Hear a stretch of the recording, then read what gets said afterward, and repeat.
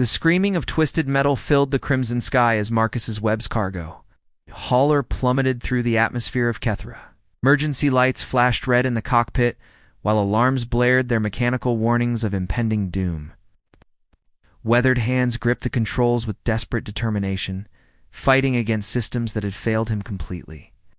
The navigation array was dead, life support was failing, and his engine core had taken critical damage during the unexpected meteor shower that had torn through this sector like cosmic buckshot.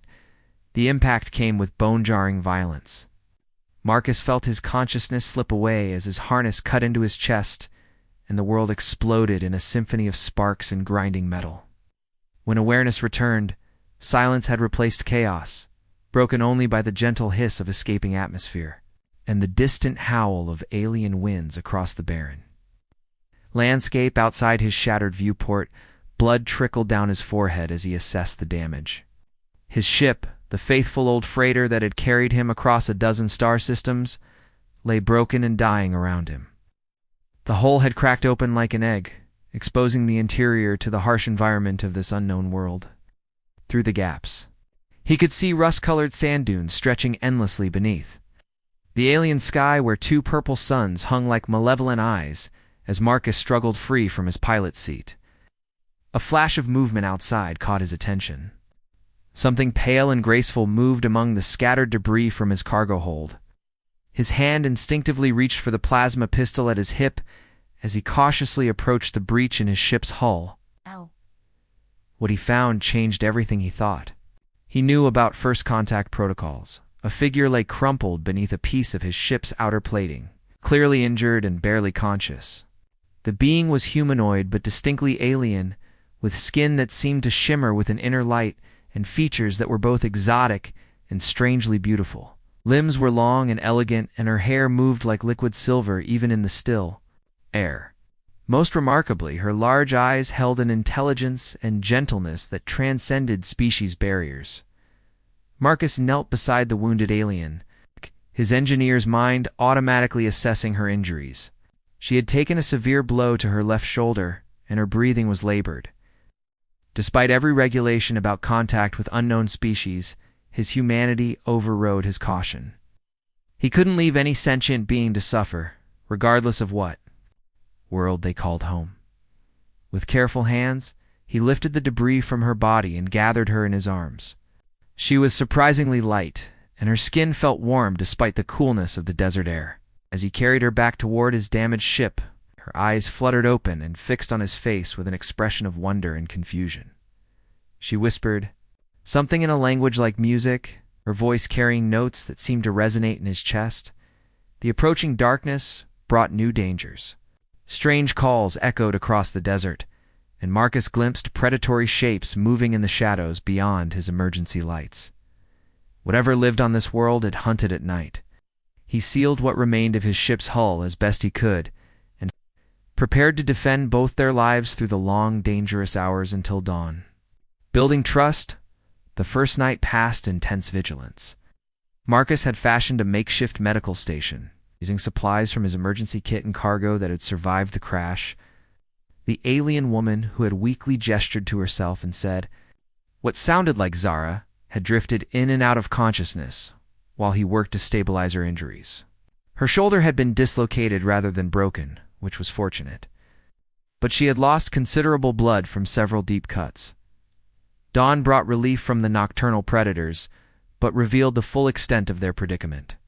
Marcus's ship was more damaged than he had initially assessed. The main drive was completely destroyed. Communication arrays were scattered across half a mile of desert. Life support was running on emergency power that would last perhaps 3 more days. However, the cargo bay had remained largely intact, providing them with shelter and access to his engineering tools. Zara had awakened fully as the purple suns climbed higher, and Marcus was amazed by how quickly she began to recover. Her people seemed to possess remarkable healing abilities, but more than that, she displayed an keen intelligence that made communication possible despite their language barrier. She pointed to objects and spoke their names in her melodic tongue. While listening carefully as he provided the human equivalents, by midday they had established a basic vocabulary. Zara's species were called the Nathari, and she was apparently some kind of healer among her people. Through gestures and carefully drawn pictures in the sand, she conveyed that she had been traveling alone when caught in the same meteor shower that had brought down Marcus's ship. Her own vessel had been completely destroyed, leaving her stranded just as surely as he was. Working together proved more effective than either could have managed alone. With Zara's understanding of the local environment allowed them to make significant improvements to their shelter. She showed him which of the native plants were safe to eat and how to locate underground water sources, while he reinforced their defenses and got basic systems operational. The breakthrough in their relationship came when Marcus developed a fever from an infected cut on his arm. The wound had looked minor, but something in the alien environment was preventing it from healing properly. Zara noticed his distress immediately and took action without being asked. Her hands seemed to glow with a soft, warm light as she pressed them against his injured arm. The sensation was indescribable. Marcus felt the infection being drawn from his body while healthy tissue regenerated at an accelerated rate. But more than the physical healing, there was something profound in the connection between them. Through her touch, he sensed her emotions, directly feeling her concern for his well-being and her gratitude for his care when she had been injured. The intimacy of the moment left them both breathless and aware that something fundamental had changed between them. That evening, as they shared a meal of processed rations and native fruits, Zara began to tell her story through a combination of words, drawings, and the emotional resonance they had discovered. She had been chosen as a healer for an important clan leader, but the arrangement had been against her will. When she refused to accept the union, she had been declared outcast and forced to flee her homeland. The meteor shower had seemed like salvation, offering her escape to an unknown world where she might finally be free. Marcus found himself sharing his own story in return, describing his life as a freight hauler moving supplies between human colonies, always in motion, but never truly belonging anywhere. As the night deepened around them, they sat closer together for warmth, and he realized that for the first time in years, he felt like he had found a place where he belonged. The third morning brought an ominous change to their routine. Zara had been teaching Marcus's basic phrases in her language, while he showed her how to operate some of his simpler tools, when she suddenly froze, her enhanced senses detecting something his human ears had missed. Her face went pale as starlight, and she whispered a word that needed no translation despite their language barrier. Hunters. Marcus followed her gaze to the northern horizon where dark shapes moved against the crimson landscape. Even at this distance, he could see they rode some kind of indigenous mounts and moved with the purposeful coordination of experienced trackers. Zara's hands shook as she explained through their growing shared vocabulary that her former clan had found her trail and would not give up their pursuit easily. The clan leader she had spurned was not merely seeking a bride but asserting his dominance over any who would dare defy his will. To let her escape would encourage others to rebel against his authority, and Nethari society valued strength above all else. Marcus felt a cold anger building in his chest as he understood the implications. These weren't just pursuing a runaway. They were hunting a woman whose only crime had been refusing to submit to an unwanted union. Preparation became their salvation. Marcus's engineering background proved invaluable as they worked together to fortify their position and create defensive advantages. Using components from his cargo and power cells from the ship's auxiliary systems, they constructed motion sensors and automated deterrents around their shelter. Zara's knowledge of Nethari hunting techniques helped them anticipate likely approaches and plan accordingly. The work brought them closer together in ways that went beyond mere cooperation. When Marcus struggled with a particularly delicate piece of circuitry, Zara's steady hands guided his while her calming presence helped him focus.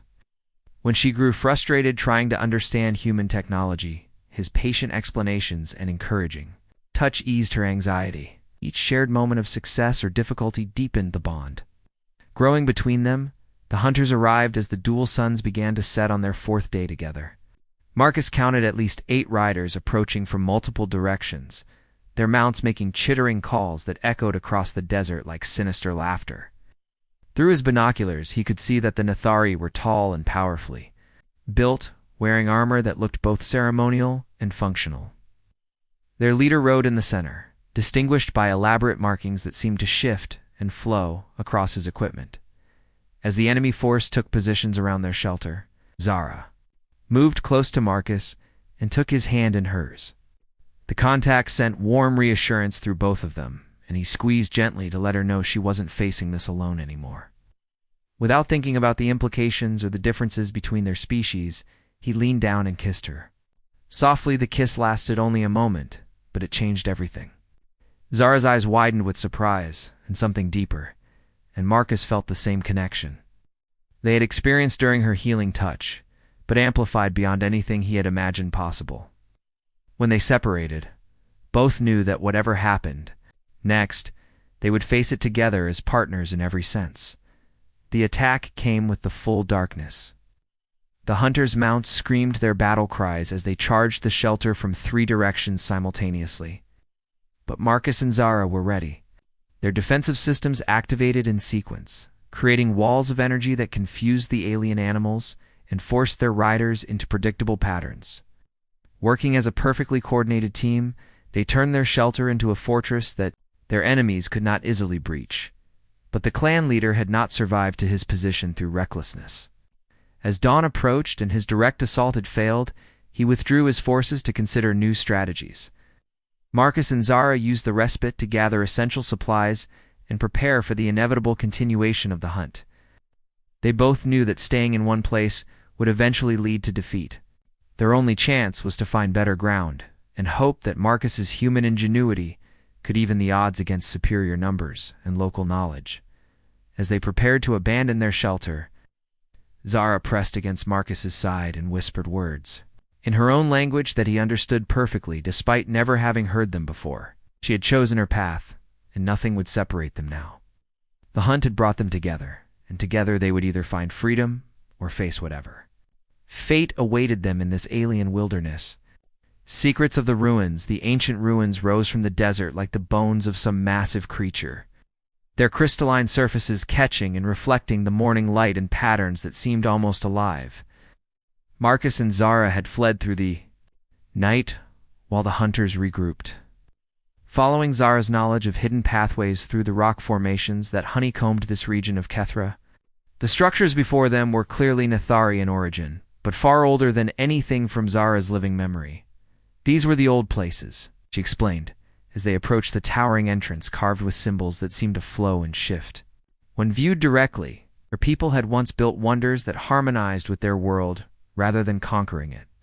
But those days had been lost to generations of warfare and division.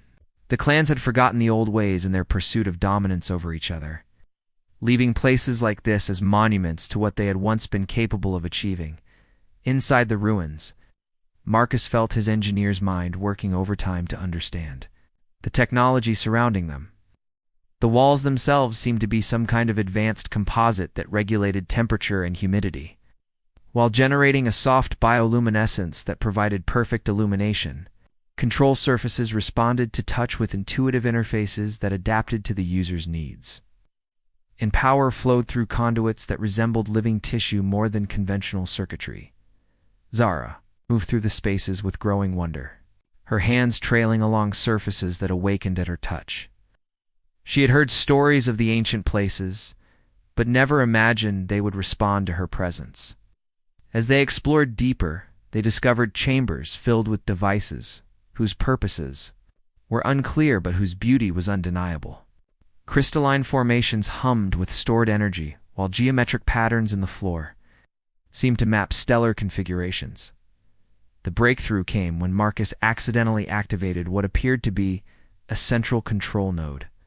Holographic displays materialized around them, showing complex diagrams that his technical background helped him interpret despite their alien origin.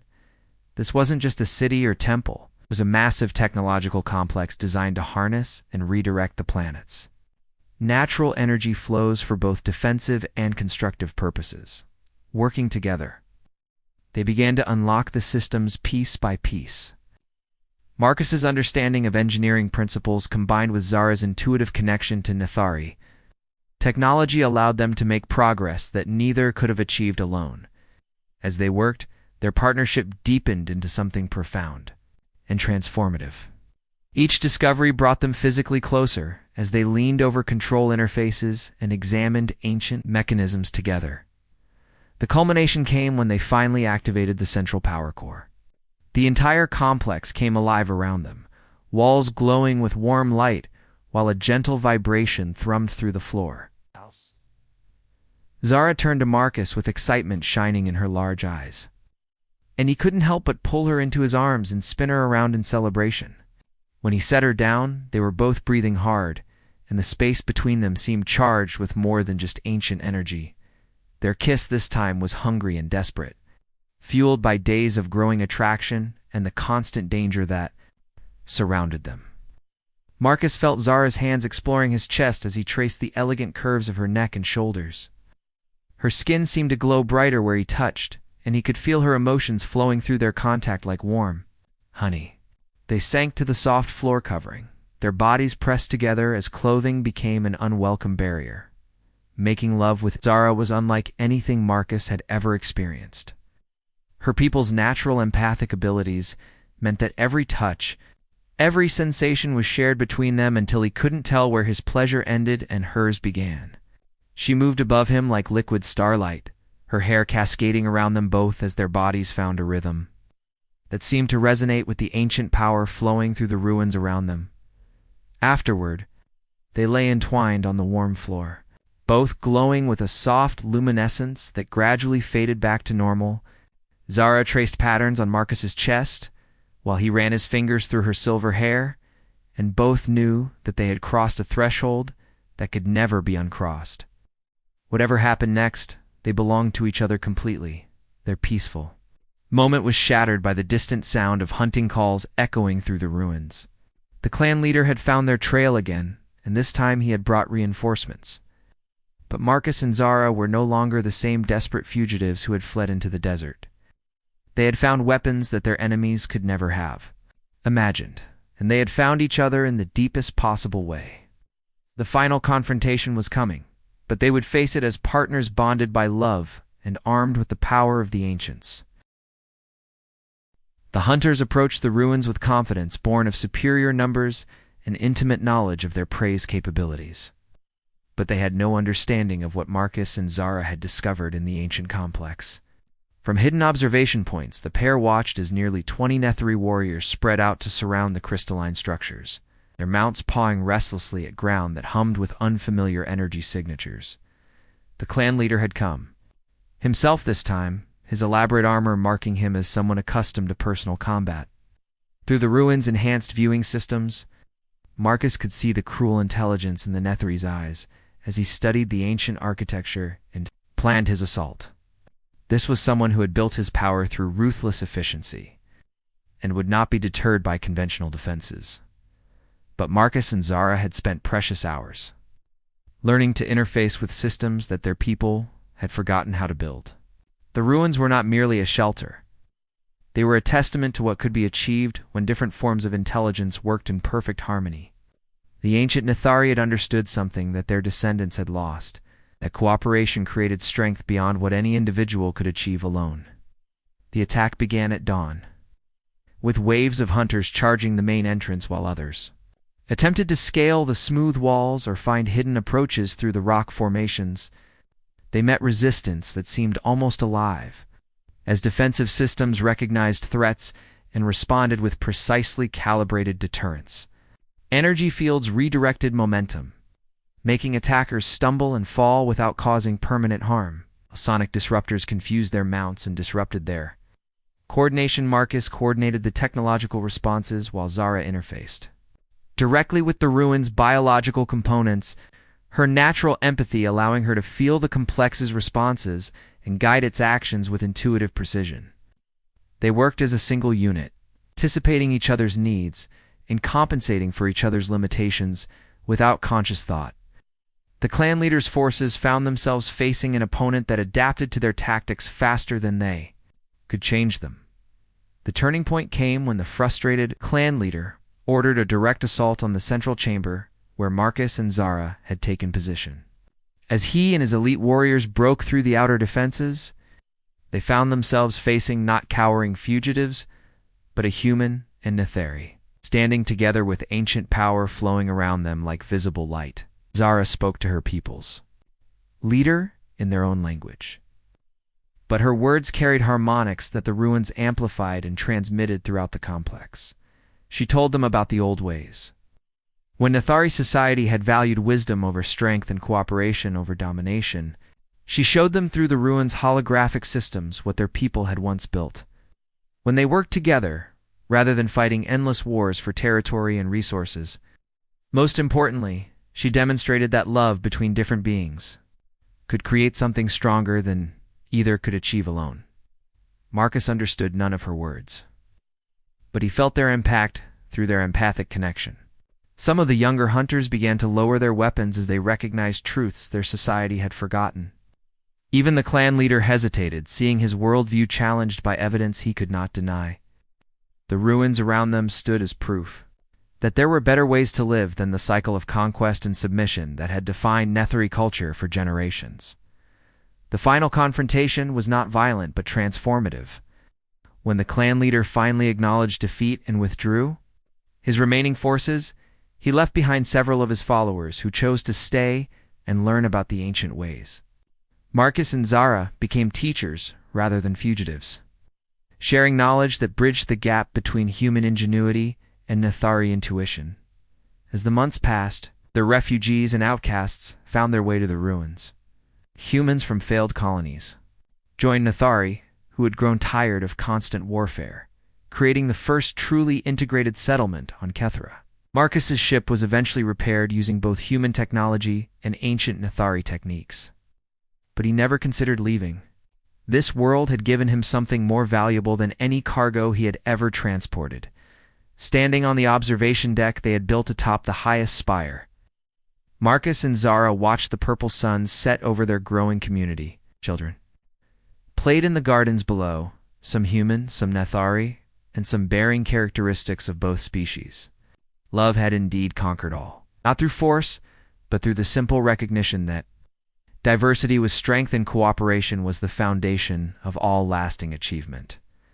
Zara leaned against Marcus's shoulder as the first stars appeared in the darkening sky, their light reflected in the crystalline walls that surrounded and protected their new home. They had found each other in the wreckage of their old lives and built something beautiful from the pieces.